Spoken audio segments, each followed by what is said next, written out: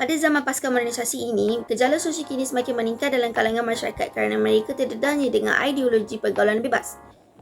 Perbuatan ini secara tidak langsungnya telah menimbulkan pelbagai masalah yang serius. Oleh itu, kita seharusnya mencari jalan untuk mengatasi masalah ini. Dalam pembincangan ini, kami akan membincangkan pelbagai aspek berkenaan dengan pergaulan bebas. Pengenalan gejala sosial pergaulan bebas. Gejala sosial ini bermaksud perbuatan berunsur negatif. Pergaulan bebas pula bermaksud pergaulan antara lelaki dan perempuan tanpa batasan maupun sesama jantina.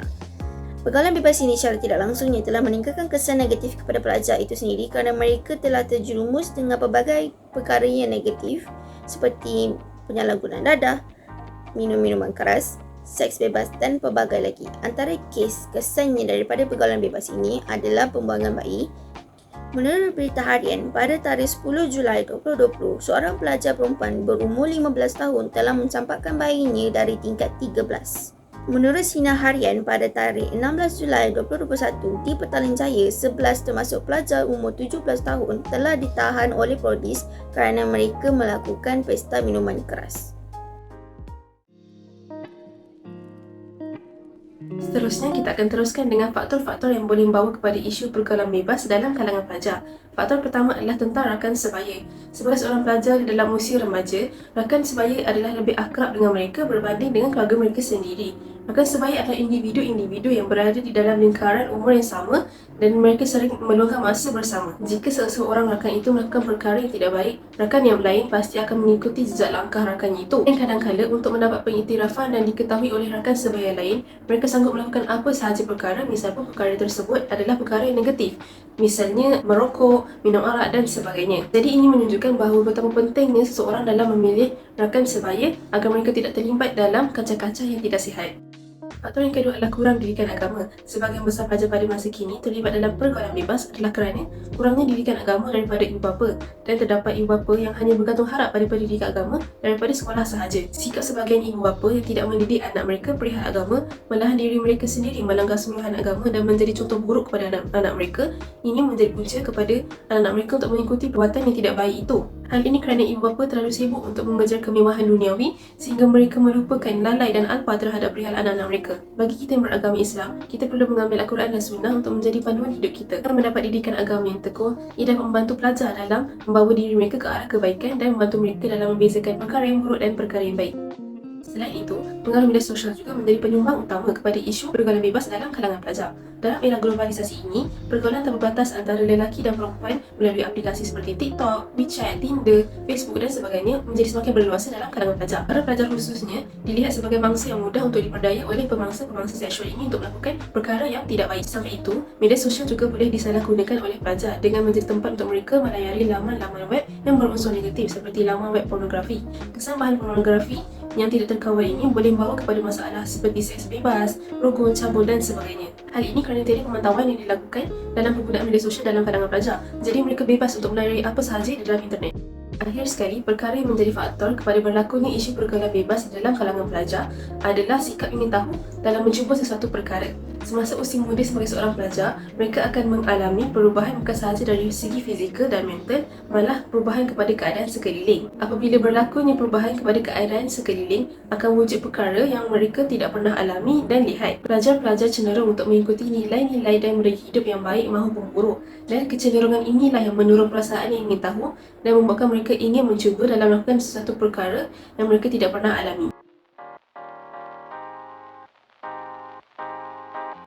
Sekarang kita akan membincangkan tentang kesan daripada isu pergaulan bebas ini. Kesan yang pertama adalah jenayah seksual akan semakin meningkat di Malaysia. Bagaimana ia berlaku? Seperti yang kita semua sedia maklum, setiap manusia mempunyai hawa nafsu.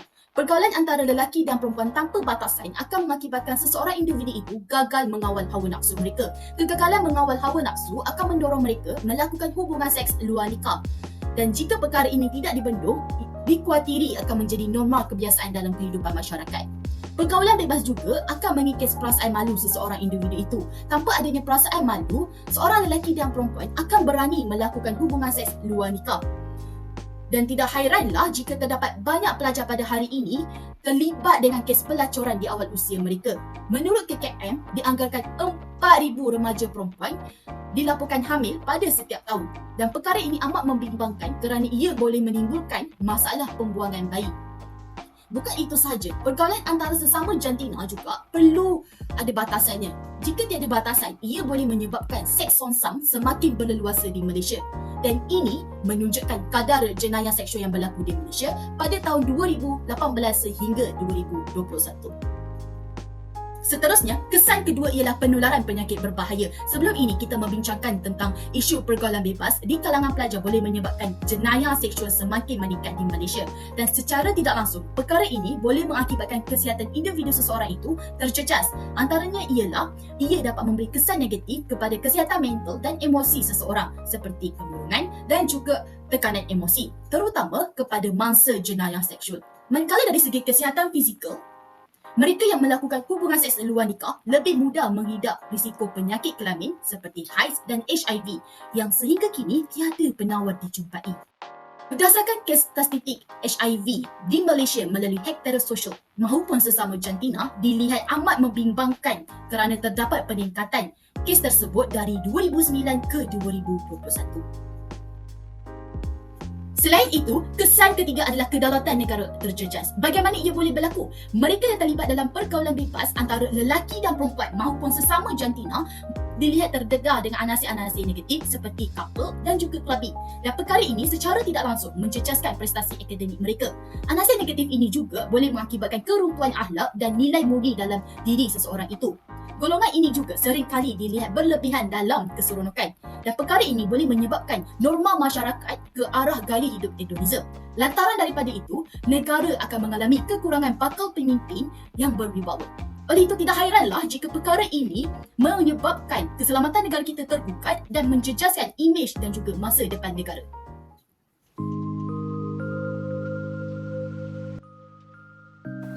Antara langkah untuk mengatasi isu pergaulan bebas di kalangan pelajar ialah melalui pihak keluarga, terutamanya ibu bapa.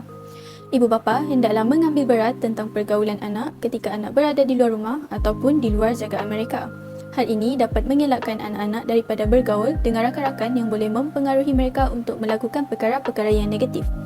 Selain itu, ibu bapa juga hendaklah memberikan perhatian dan kasih sayang yang secukupnya kepada anak-anak. Hal ini dapat menyebabkan anak-anak tidak merasakan diri mereka diabaikan, malah dihargai dan disayangi oleh ibu bapa sendiri. Jadi, anak-anak akan selesa untuk berkongsi masalah dengan ibu bapa dan dapat mengatasi masalah tersebut dengan cara yang betul dan sepatutnya. Dengan ini, anak-anak tidak akan mudah terjebak untuk melakukan perkara-perkara yang tidak berfaedah. Selain itu, pihak media massa seperti televisyen, radio dan internet hendaklah sentiasa menyiarkan program-program yang boleh memberikan kesedaran kepada para remaja bahawasanya gejala-gejala negatif ini hanya mendatangkan kesan yang buruk kepada diri sendiri. Jadi, mereka ini akan sentiasa beringat dan berhati-hati sebelum melakukan sesuatu perkara.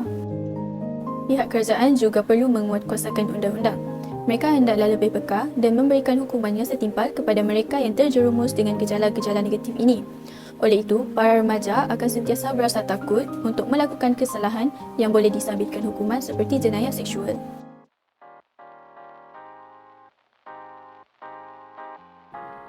Seterusnya, terdapat banyak usaha penyelesaian yang telah dilaksanakan. Antaranya ialah program gangguan seksual dan jenayah seksual di sekolah. Program ini bertempat di Sekolah Seni Malaysia Johor pada 4 Ogos 2019 dan juga turut dihadiri oleh pelajar-pelajar sekolah seni ini. Pihak sekolah turut menjemput pegawai dari Lembaga Penduduk dan Pembangunan Keluarga Negara iaitu LPPKN Cawangan Johor Bahru dan juga pegawai Polis Diraja Malaysia PDRM bagi sesi perkongsian ilmu bersama pelajar. Selain itu, pada 26 Ogos 2022, sebuah kempen kesedaran pencegahan jenayah seksual telah dilaksanakan di Ma'had Tahfiz Al-Quran Dal Al-Abrar Kuala Lumpur. Program ini turut dihadiri oleh Ibu Pejabat Polis Daerah Bukit Aman, Kuantan dan Bentong. Program ini ditujukan buat para pelajar Ma'had Tahfiz ini. Seterusnya, baru-baru ini, iaitu pada 20 Disember 2023 yang lalu, sebuah program besar-besaran bagi membanjars pergaulan bebas telah dijayakan buat penduduk Kota Baru Kelantan, iaitu program ini diberi nama Pocket Talk Ketua Polis Kelantan, Gejala Sosial Remaja. Ceramah kesedaran telah disampaikan oleh Ketua Polis Kelantan iaitu Datuk Muhammad Zaki Harun. Akhir sekali, rumusan yang boleh dibuat berdasarkan topik ini ialah remaja perlulah bertanggungjawab atas diri sendiri dengan menjaga batas pergaulan berlandaskan syariat agama. Oleh kerana sifat remaja yang suka mencuba perkara baru, remaja mudah hanyut dengan pergaulan bebas antara jantina yang berlainan sekiranya tidak berfikiran matang dan tidak dapat menjaga batas pergaulan. Seterusnya, yang kedua, normalisasi masyarakat terhadap pergaulan bebas juga diterima sebagai perkara lazim sehingga menyebabkan kes yang tidak diingini seperti jenayah seksual berlaku. Dan yang terakhir sekali, masyarakat perlulah menyambut baik usaha yang dilakukan bagi mencegah pergaulan bebas yang semakin berluasa pada masa kini. Berikut merupakan senarai rujukan yang digunakan bagi melaksanakan tugasan ini. Sekian dari kumpulan kami, terima kasih.